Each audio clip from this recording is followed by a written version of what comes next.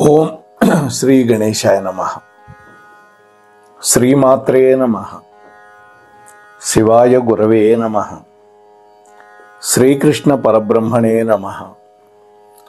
శ్రీరామాయ నమః. శ్రీ గురుభ్యో నమః. నారాయణం నమస్కృత్య నరం చైవ నరోత్తమం దేవీం సరస్వతీం వ్యాసం తతో జయముదీరయేత్. నమః శివాభ్యాం నవయౌవనాభ్యాం పరస్పరాశ్లిష్టవపుర్ధరాభ్యాం నగేంద్రకన్యా వృషకేతనాభ్యాం నమో నమః శంకర పార్వతీభ్యాం. హర హర మహాదేవ శంభో శంకర.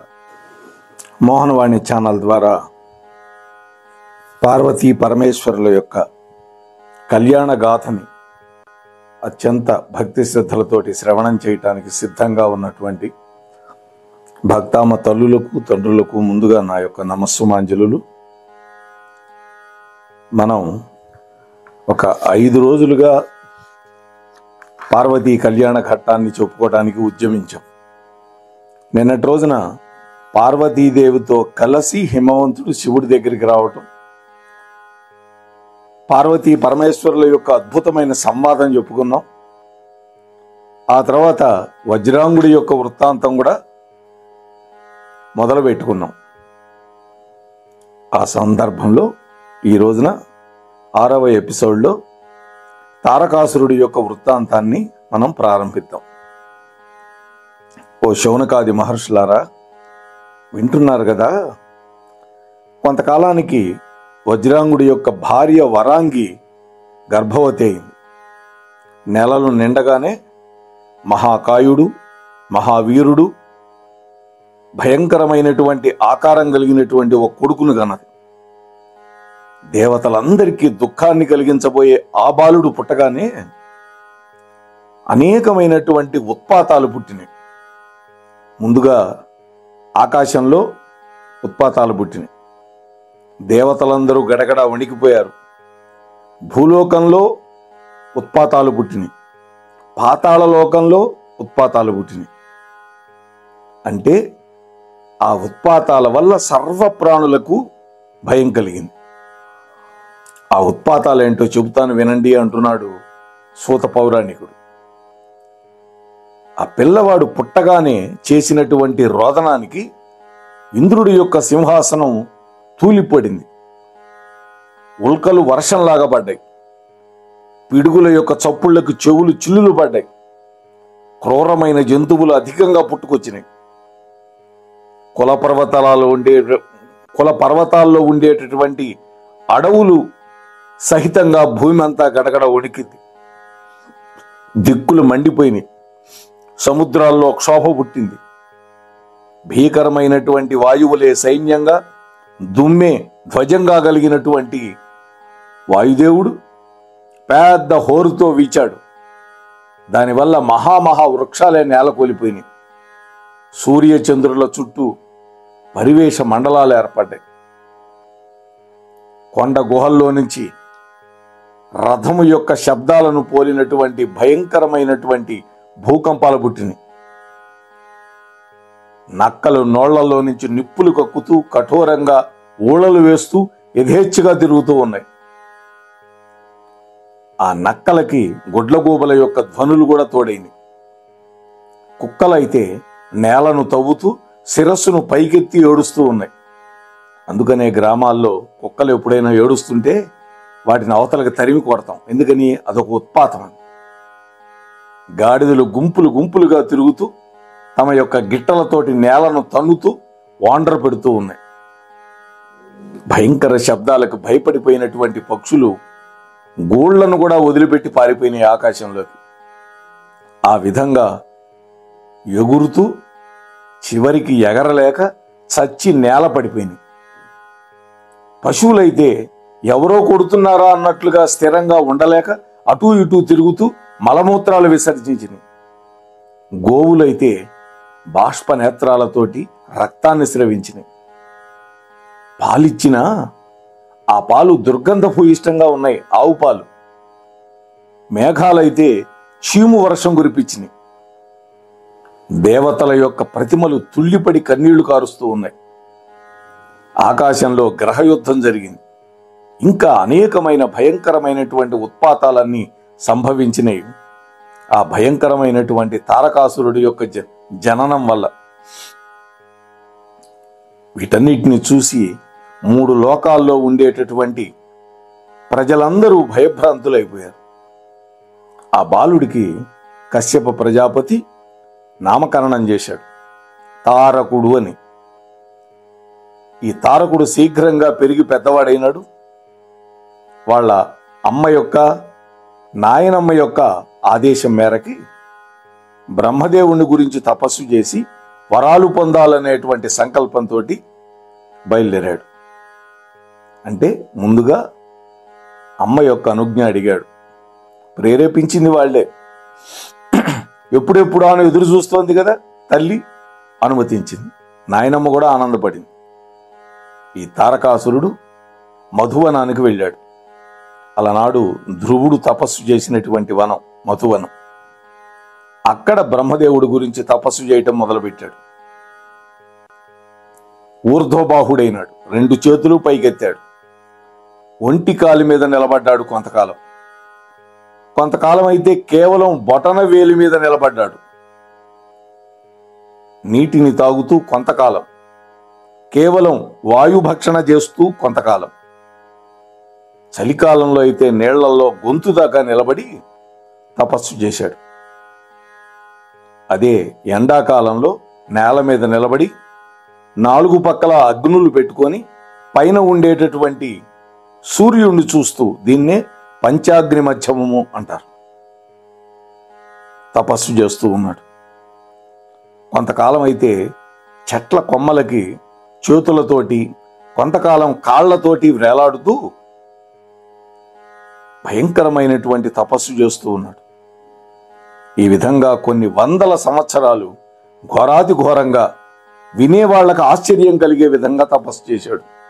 రాక్షసుల యొక్క తపస్సు ఎప్పుడు కూడా అట్లాగే ఉంటుంది. శరీరాన్ని బాధ పెడుతూ తపస్సు చేస్తారు వాళ్ళు.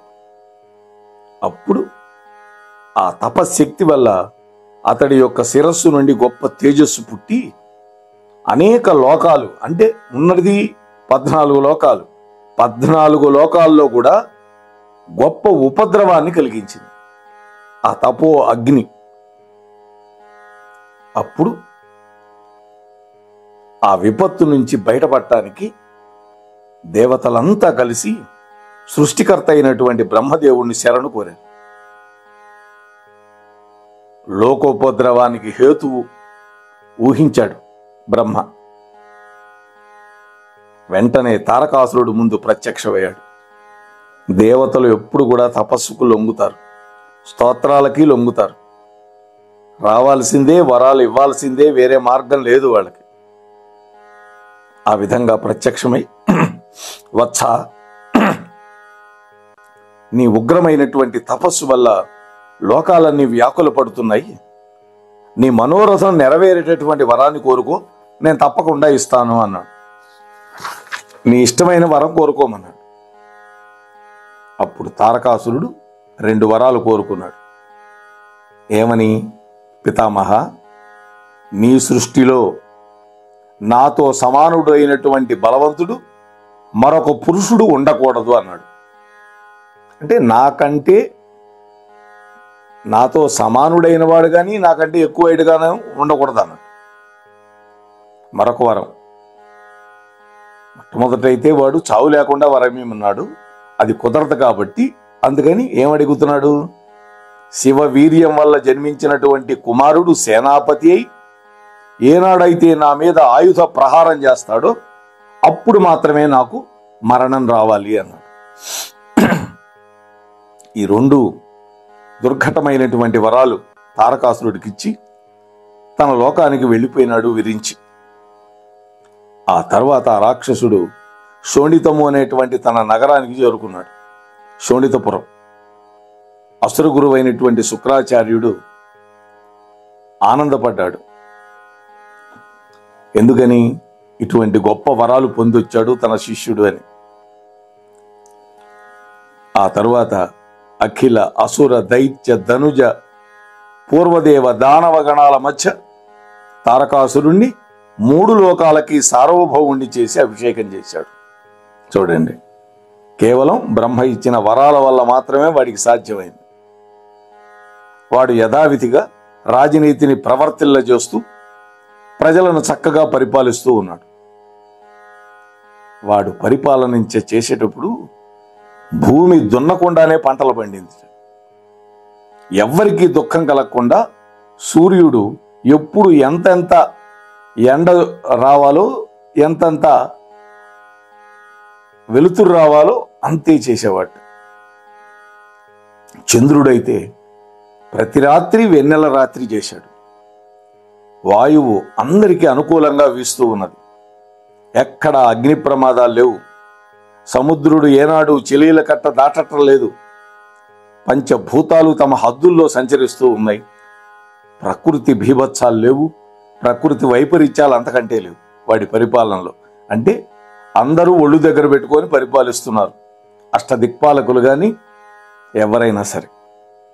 కానీ వాడు తల్లి యొక్క ఆజ్ఞను నెరవేర్చి ఆమెను సంతోషపెట్టాలి అని ఆలోచించి దేవతలు మాత్రం ఎక్కువగా బాధ పెట్టాడు. దేవతలను జనరల్గా ఈ దాయాది మాత్సర్యం అనేది ఉంటుంది. తండ్రి ఒకడే, తల్లులు వేరు. చూడండి, అన్నదమ్ములే అందరూ, కానీ ఆ భావం లేదు. అందువల్ల ముందుగా దేవతలందరినీ బాధ పెట్టాడు. దేవలోకంలో ఉన్న శ్రేష్టమైన వస్తువులన్నీ లాక్కున్నాడు.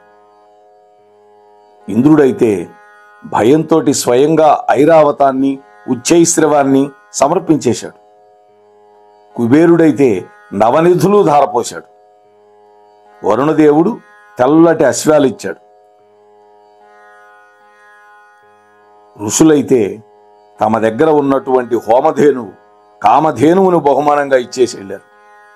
ఈ విధంగా వాడు 3 లోకాలను వశం చేసుకొని ఇంద్ర పదవిని తానే అధిష్ఠించి దేవతలందరినీ దేవలోకంలోంచి తరిమికొట్టి అష్టదిక్పాలకుల పదవుల్లో తన యొక్క దైత్యులనే నియామకం చేశాడు. తన సేవకులుగా ఆ దేవజాతుల వాళ్ళని వినియోగించుకుంటూ ఉన్నాడు. వాళ్ళందరినీ కట్టు బానిసలుగా చేసేశాడు. అప్పుడు ఇంద్రుడితో కూడి సర్వదేవతలు దిక్కుతోచని స్థితిలో భయపడిపోయి రహస్యంగా బ్రహ్మగారి యొక్క శరణు పొందారు. ఇది దేవతలందరూ వెళ్ళి సృష్టికర్త అయినటువంటి బ్రహ్మదేవుడితో మొరపెట్టుకున్నారు. ఒక ప్రోటోకాల్ సిస్టమ్ ఉంటుంది. మొట్టమొదట ఎవరికి ఇబ్బంది వచ్చినా ముందు బ్రహ్మని గెలవాలి. అందుకని ఇంద్రుణ్ణి ముందు పెట్టుకొని దేవతలంతా వెళ్ళారు. ఓ లోకనాథ, ఓ సృష్టికర్త, ఆ తారకాసురుడు నీవిచ్చినటువంటి వరాల వల్ల గర్వితుడై మమ్మల్ని అందరినీ పదవీ భ్రష్టుల్ని చేశాడు.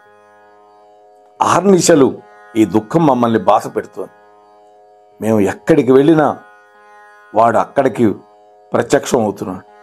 మాకు నిద్ర లేదు. చివరికి చిన్న కునుకు పడితే చాలు కలలో కూడా వాడే కనిపిస్తున్నాడు. దిక్పాలకులమైన మేమంతా వాడి ముందు బానిసలమై చేతులు కట్టుకొని నిలబడుతున్నాం. ఒక్క క్షణం కూడా మాకు స్వాతంత్రం లేదు. చివరకు ఎంత పాపం చేసి ఈ దేవతా జన్మలు పొందామా అనేటువంటి భావనలోకి మేమంతా వచ్చేసాం. ఓ విరించి, భూలోకంలో యజ్ఞాలు లేవు, యాగాలు లేవు. దానివల్ల మాకు హవిస్సులు లేవు, తపస్సు లేదు. వాడి యొక్క సేనాపతి క్రౌంచాసురుడనేటువంటి మహాపాపి ఒకడున్నాడు. వాడు రోజు పాతాళ లోకానికి వెళ్ళి అక్కడ ఉండే వాళ్ళందరినీ బాధ పెడుతున్నాడు. మేము వాడి మీద ప్రయోగించిన అస్త్రాలన్నీ కూడా నిర్వీర్యమైపోయింది. చివరికి ఒక్క మాట, విష్ణువు సుదర్శన చక్రం మీద కూడా మాకు గతంలో ఎంతో ఆశ ఉండేది. ఎందుకని? అనేక మంది దైత్యులను దానవులను విష్ణుమూర్తి తన సుదర్శనంతో సంహరించి మమ్మల్ని కాపాడాడు. కానీ ఆ సుదర్శన చక్రం కూడా వాడి యొక్క మెడలో పూలమాలై కూర్చుంది. ఓ విరించి, మాకు ఏదైనా ఒక సురక్షితమైనటువంటి స్థావరాన్ని చూపించు, మేము అక్కడికి వెళ్ళి బతుకుతాం, కాందిశీకులుగా బతుకుతాం అన్నారు వాళ్ళు. అప్పుడు బ్రహ్మ, ఓ బృందారకులారా, అంటే ఓ దేవతలారా, వాణ్ణి చంపడం నా కర్తవ్యం కాదు. ఎందుకని? వాడు నా ఆజ్ఞ వల్లనే పెరిగి పెద్దవాడయ్యాడు. వాడి తల్లి ఎవరో కాదు, నేను సృష్టించినటువంటి వరాంగి. అందువల్ల విషవృక్షమే అయినా కూడా పెంచిన వ్యక్తి తన చేతులతో తాన్ని నరకలేడు కదా. మీ వాంఛితాన్ని నెరవేర్చగలిగిన వాడు శంకరుడు ఒక్కడే. ఎందుకని? శివవీర్యం వల్ల జన్మించినటువంటి కుమారుడు మాత్రమే తారకాసురుణ్ణి వధింపగలుగుతాడు. నేను ఇచ్చిన వరం అది. అయితే సతీదేవి వియోగం తర్వాత శివుడు జ్ఞాననిష్టలో ధ్యాననిష్టలో ఉండి హిమవత్ పర్వత ప్రాంతంలో తపస్సు చేసుకుంటూ ఉన్నాడు. హిమవంతుడు కూతురైనటువంటి పార్వతీదేవి, ఆమెనయ్యా సతీదేవి రెండవ జన్మ, తన చెలికెత్తలతో కలిసి ఆ మహానుభావుడికి సేవలు చేస్తోంది. చంద్రశేఖరుడు ఆమెను వివాహం చేసుకునేటట్లుగా మీరు గట్టి ప్రయత్నం చేయండి. వాళ్ళిద్దరికీ పుట్టినటువంటి కుమారస్వామి, ఓ దేవతలారా, మీ అందరికీ సేనాధిపతి అయి తారకాసురుణ్ణి తప్పకుండా చంపుతాడు. నేను ఈలోపుగా తారకాసురుణ్ణి కలిసి వాడి యొక్క మొండి పట్టుదలని కాస్త నివారిస్తా అన్నాడు. విధాత చెప్పిన ఉపాయానికి సంతోషంతో దేవతలంతా తిరిగి వెళ్ళిపోయారు. బ్రహ్మదేవుడు తానే స్వయంగా తారకాసురుడి దగ్గరికి వెళ్ళాడు. వెళ్ళి హితవు చెప్పాడు. వత్స, ఈ స్వర్గం అనేది తేజస్సారం. నేను నీకిచ్చిన వరం కంటే అధికంగా నువ్వు కోరుకుంటున్నావు. నేను నీకు స్వర్గాధిపత్యాన్ని వరంగా ఇవ్వలేదు కదా. కాబట్టి స్వర్గాన్ని విడిచిపెట్టి భూమండలానికి ఆధిపత్యాన్ని వహించు. ఈ స్వర్గ సౌఖ్యాలన్నీ అక్కడ కూడా ఉన్నాయి, నేను నీకు సృష్టించిస్తా అన్నాడు. పితామహుడు కదా బ్రహ్మ. అందువల్ల బ్రహ్మదేవుడి యొక్క హితవచనాలకి అంగీకరించి తారకాసురుడు స్వర్గాన్ని విడిచిపెట్టి భూలోకంలో ఉండేటటువంటి శోణితపురానికి వచ్చి పరిపాలన చేసుకుంటూ ఉన్నాడు. ఇంద్రాది దేవతలంతా ఆ తరువాత ఏం చేయాలా అని ఆలోచించి ఒక సమావేశం పెట్టుకున్నారు. అంటే శివుడికి శివాదేవికి వివాహం జరిపించాలి. కాబట్టి శంకరుడికి పార్వతీదేవి పట్ల అనురాగం పెరిగేటట్లుగా చెయ్యవలసినటువంటి కర్తవ్యాన్ని గురించి ఆలోచిస్తుంటే అక్కడ బృహస్పతి వారు చెప్పారు, నాయనా, ఈ విషయంలో మన్మధుడి యొక్క సహాయాన్ని కోరుకోండి అన్నాడు. మన్మధుడు ఎందుకని? మన్మధుడు కదా, ఏదైనా చేయగలుగుతాడు. ఒక యువతి యువకుల యొక్క మనస్సులను ప్రేరణ చేయగలుగుతాడు. వాళ్ళు అనుకున్నారు, శంకరుడు అంటే మామూలు వాడా? చూడండి. వెంటనే వాళ్ళు మన్మధుడి కోసం కబురు పెట్టారు. మన్మధుడు రతీదేవిని వెంట పెట్టుకొని ఆ అమరేంద్రుడి యొక్క సభాభవనంలోకి వచ్చి నిలబడి నమస్కరించి గర్వంగా మాట్లాడాడు. ఓ దేవరాజా, నన్నెందుకు పిలిపించారు? తక్షణం చెప్పు.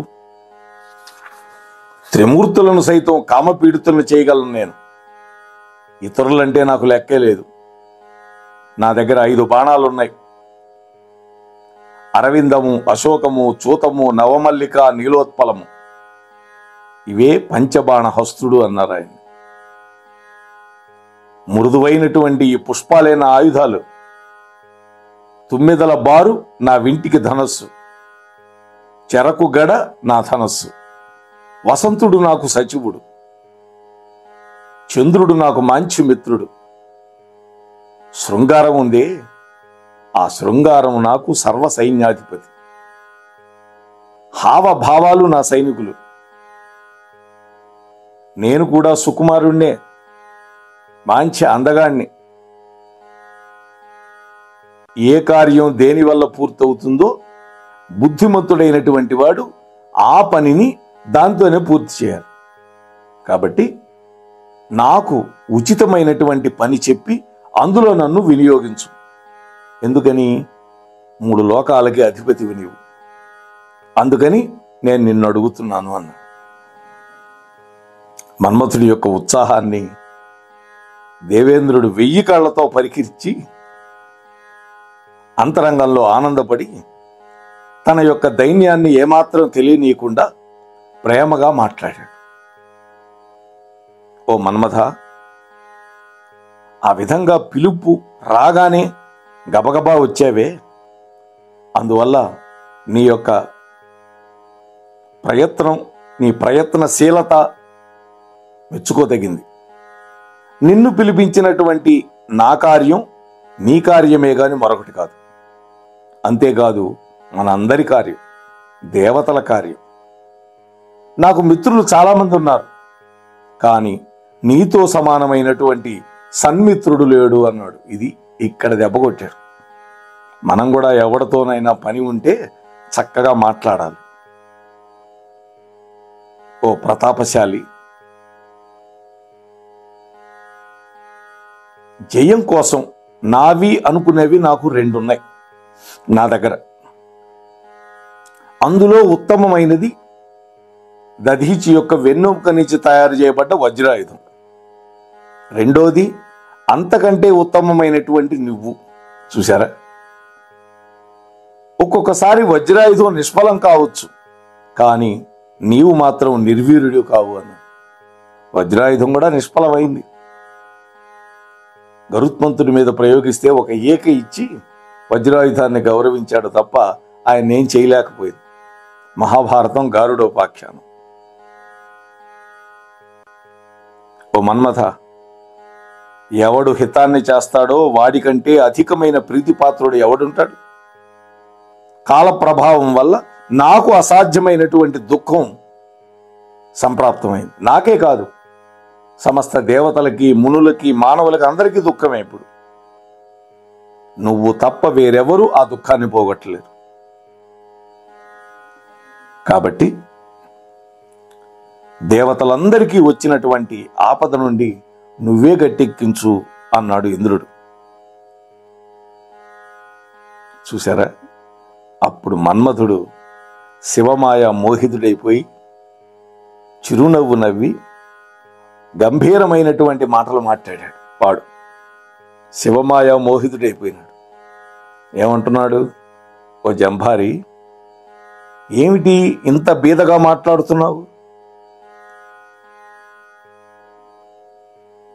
నేను ఊరికే మాటల వాణ్ణి కాదు, నేను చేతల వాణ్ణి. నా శక్తిని నువ్వు గుర్తిస్తావు. అధిక ప్రసంగి ఏ కార్యం కూడా చేయలేడు. ఎవరి తపస్సునైనా భ్రష్టు పట్టించమంటావా? కుబేర సఖుడు ఆది భిక్షువైనటువంటి రుద్రుణ్ణి ప్రేమ భిక్షను యాచించే దీనుని చేయమంటావా? చెప్పు. చూశారా వాడి యొక్క గర్వం, అహంకారం? అందుకనే బూడిదైపోయాడు. దర్పంతో పలిగినటువంటి ఈ కందర్పుడి యొక్క మాటలు ఆనందం కలిగించినాయి. వాడు దొరికాడురా అనుకున్నాడు. అందుకనే అమరేంద్రుడు అన్నాడు, ఓ అద్వితీయ ప్రభావ అని సంబోధిస్తున్నాడు.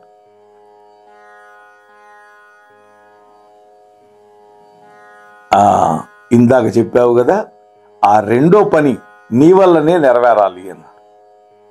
అంటే శంకరుణ్ణి కూడా మోహితుడిని చేయాలి కదా, అది రెండో పని అని పలికి తారకాసుర వృత్తాంతాన్ని, శివుడి యొక్క తపస్సుని, పార్వతీమాత చేస్తున్న సేవల గురించి చెప్పి, ఎట్లాగైనా సరే మన్మథ, శంకరుడికి పార్వతీదేవి యందు ప్రేమ పుట్టేటట్టుగా చెయ్యాలి.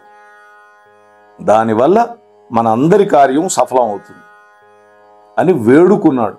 ఆజ్ఞాపించవలసిన వాడు వేడుకున్నాడు. అదే అందితే జుట్టు, అందకపోతే కాళ్ళు. వెంటనే మన్మధుడు సరేనని సైన్య సమేతంగా శివస్థానానికి తరలి వెళ్ళిపోయాడు. భార్య వద్దు అని వారించినా కూడా వినలావాడు. చూడండి, అక్కడ మన్మధుడి యొక్క ప్రభావం వల్ల ముందుగానే వసంతం వచ్చేసింది. ఆ వనంలోకి చెట్లన్నీ చిగిర్చి పూలు పూసినాయి. మావి చిగుళ్ళు మన్మథుడి యొక్క కత్తుల్లాగా తళుకులు ఇనుతూ ఉన్నాయి. వసంత ఆగమనాన్ని ఎల్ల ఎడలా చాటుతూ కోకిలలు కలకూజితాలు చేస్తూ ఉన్నాయి. ఆ ప్రాంతంలో సరస్సులన్నీ కమలాలతో అద్భుతంగా ప్రకాశిస్తూ ఉన్నాయి, నేత్రపర్వంగా ఉన్నాయి. తుమ్మెదలు కమ్మగా గానం చేస్తున్నాయి, ఆ కమలాల్లో ఉండేటటువంటి తేనెను ఆస్వాదిస్తూ. వెండి జలతారు లాంటి వెన్నెల అక్కడ వెళ్ళి విరుస్తూ ఉంది. వెండి జలతారు వంటి వెన్నెల దారాలతోటి చంద్రుడు ప్రేయసీ ప్రియుల మధ్య దూత కార్యాన్ని నిర్వహిస్తున్నాడా అన్నట్టుంది. అలాగే మందాకిని జలాల్లో వెన్నెల కరిగి ప్రవాహ రూపంలో ఆ చంద్రామృతాన్ని మోసుకొస్తున్నాడా అన్నట్లుగా ఉంది గంగమ్మ. ఇంకా మరి ఆ వనం ఏ విధంగా ప్రకాశిస్తోంది, ఆ తర్వాత మన్మథుడు ఏ విధంగా భంగపడ్డాడు, తదితర విశేషాలతోటి పార్వతీ పరమేశ్వరుల యొక్క దివ్యానుగ్రహంతో రేపటి రోజు కలుసుకొని ముచ్చటించుకునే ప్రయత్నం చేద్దాం. అంతవరకు స్వస్తి సర్వేషాం. మోహనవాణి తెలుగు పాడ్కాస్ట్ వింటున్న శ్రోతలందరికీ హృదయపూర్వక ధన్యవాదాలు. వినండి, వినిపించండి, వింటూనే ఉండండి. మోహనవాణి తెలుగు పాడ్కాస్ట్ మీరు వింటున్నారు. మోహనవాణి. మన మోహనవాణి కార్యక్రమాలు మీకు నచ్చినట్లయితే వెంటనే ఒక లైక్ చేయండి, అలాగే కామెంట్ చేయండి, ఎక్కువ మందికి షేర్ చేయండి. సబ్స్క్రైబ్ చేసుకోకపోతే వెంటనే మన ఛానల్కి ఇప్పుడే సబ్స్క్రైబ్ చేసుకోండి. ధన్యవాదాలు.